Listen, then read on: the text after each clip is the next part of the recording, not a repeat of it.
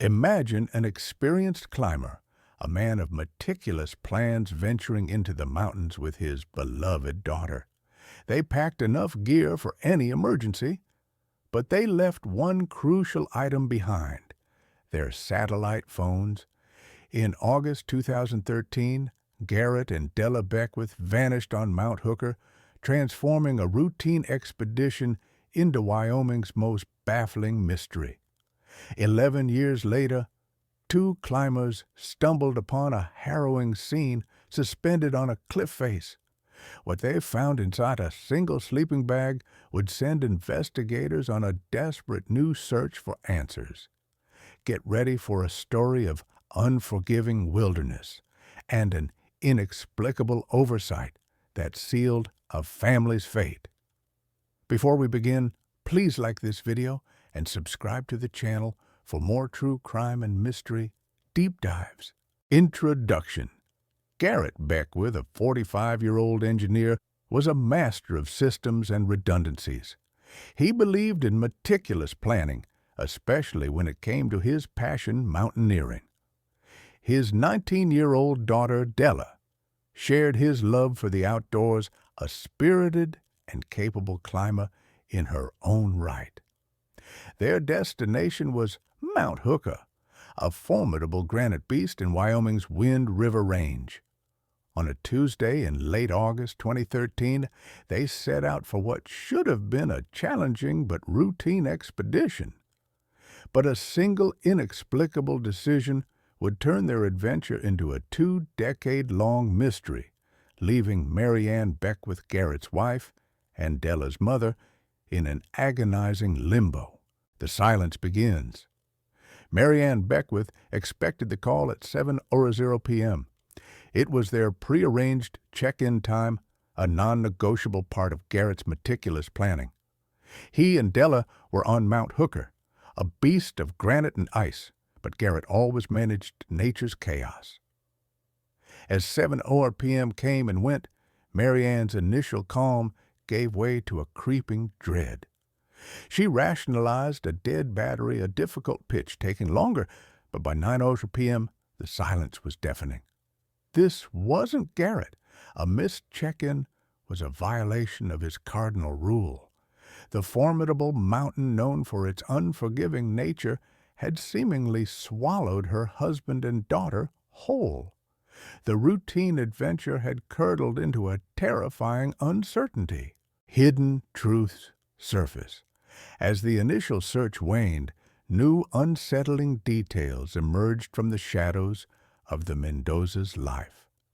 Esperanza's close friend Elena finally confided in Detective Ramirez. She revealed that Esperanza had been confiding in her for months about Ricardo's increasing possessiveness and jealousy, a stark contrast to his public image.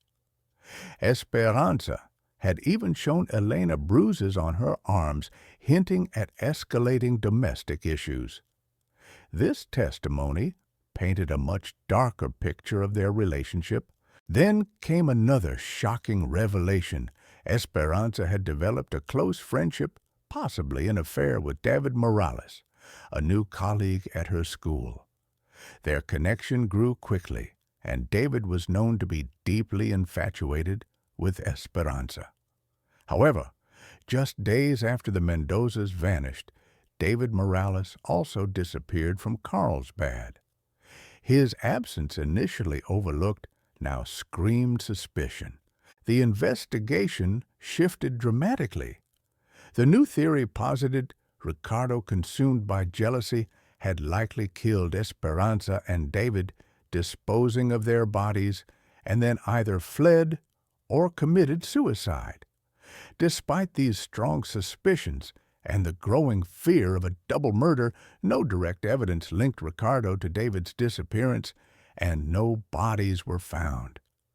Without concrete proof, the case once again went cold, leaving the families haunted by a sinister, unproven theory and a deeper, more agonizing silence. A case gone cold. Despite the suspicions surrounding Ricardo and David Morales, the case quickly stalled. Without bodies, a crime scene, or any direct witnesses, the police had nothing concrete to pursue.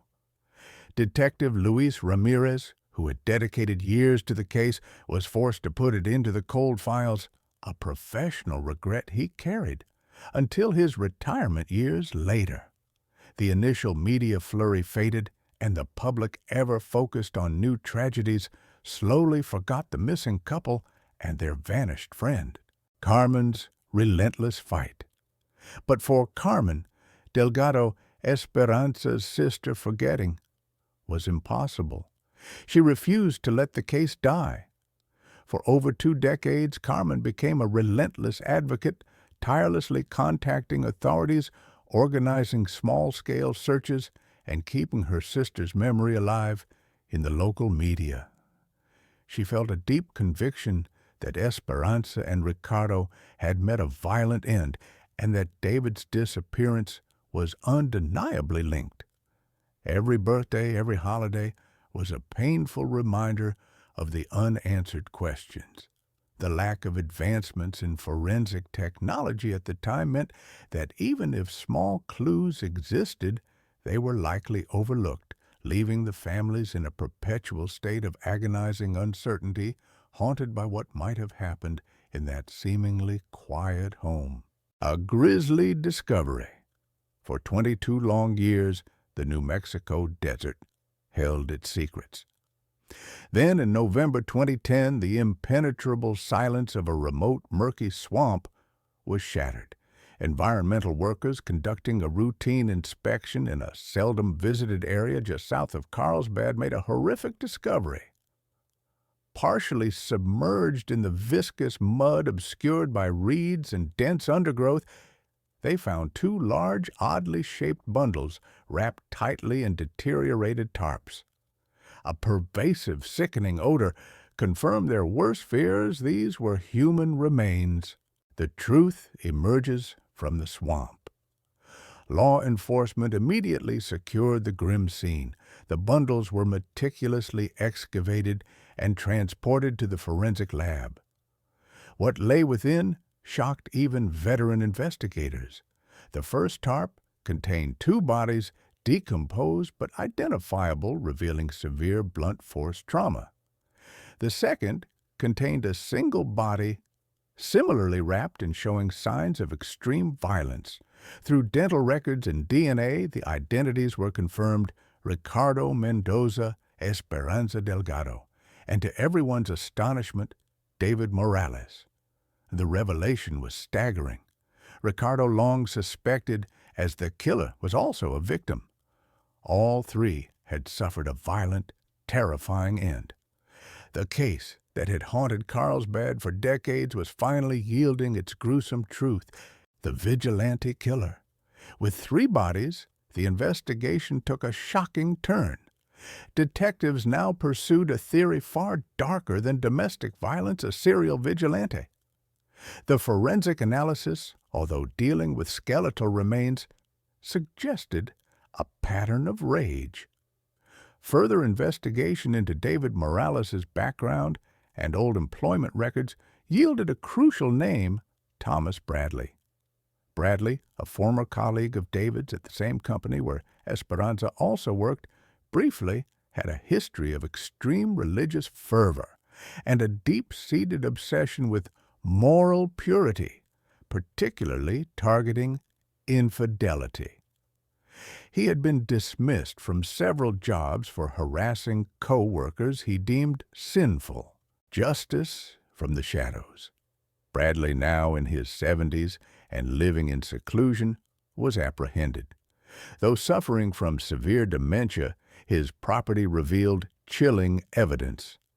Digging through his old files, authorities found meticulous, disturbing notes detailing the movements and alleged infidelities of several individuals, including Ricardo Esperanza and David. They also discovered crude tools consistent with the injuries found on the victims. Though legally declared mentally incompetent for trial, Bradley was confined to a secure psychiatric facility until his death in 2013. The overwhelming circumstantial evidence combined with his disturbing history painted a clear picture of a man who believed he was an instrument of divine justice. Closure and legacy. While a formal trial never occurred, the families finally had answers. Carmen Delgado Esperanza's sister could now grieve with a brutal, complete understanding. In March 2011, exactly 23 years after their disappearance, Carmen organized a memorial service not just for Esperanza, but for Ricardo and David as well. All three were recognized as victims of a profoundly disturbed individual. The case became a testament to the relentless perseverance of families, the advancements in forensic science, and the chilling truth that sometimes the most monstrous secrets lie hidden in the most unexpected places. Justice, though, delayed for over 2 decades, ultimately prevailed over the swamp's silence. The tragic fate of Ricardo Esperanza and David reminds us that darkness can lurk beneath the surface of any community, driven by twisted beliefs.